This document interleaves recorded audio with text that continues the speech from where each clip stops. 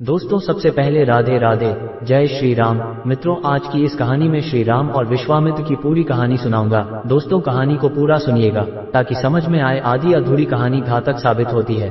रामायण एक प्राचीन भारतीय महाकाव्य हमारी संस्कृति और धर्म का महत्वपूर्ण हिस्सा है।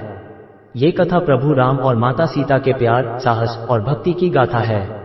इस कहानी का आदिकाव्य वाल्मीकि जी द्वारा रचा गया था और यह हमें धार्मिक और मानविक मूल्यों के बारे में सिखाता है।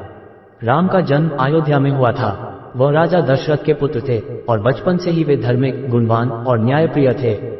वे वेदों के ज्ञान में प्रवीण थे और लोगों के बीच महान प्रियजन थे। एक समय की बात है, मिथिला नामक नगर में राजा जनक और रानी सुनैना बिना संतान के थे। एक दिन जनक जी खेत में जोतने के दौरान खुदाई करते समय एक सुंदर कन्या को खुदाई करते समय पाए। वे उस कन्या को अपनी पुत्री मानकर गोद लेते हैं और उन्होंने उसे सीता के नाम से जाना।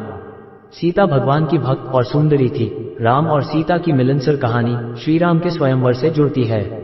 जब सीता बड़ी होती है तो राजा जनक ने एक महान धनुष यज्ञ का आयोजन किया। इस यज्ञ में वही पुरुष जो धनुष को तोड़कर धन्य होता, सीता को अपनी पत्नी बना सकता था। राम, लक्ष्मण और श्री राम के भक्त और गुरु हनुमान के साथ अयोध्या से मिथिला जाते हैं। राम धनुष को आसानी से तोड़ देते हैं और सीता के स्वयंवर में विजयी होते हैं। सीता अपनी चयन से राम को अपने पति के रूप में चुनती हैं। राम, सीता और लक्ष्मण खुशियों के साथ अयोध्या वापस लौटते हैं, लेकिन वहां उनका वनवास का आदेश आता है।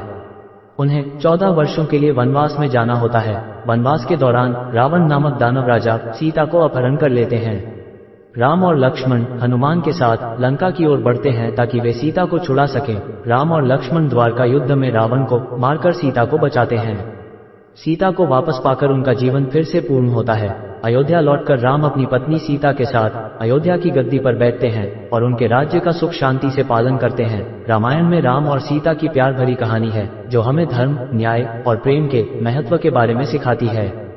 इसकी उपयोगिता और महत्व आज भी हमारे जीवन में है और यह हमारी संस्कृति का अटूट हिस्सा रहेगा।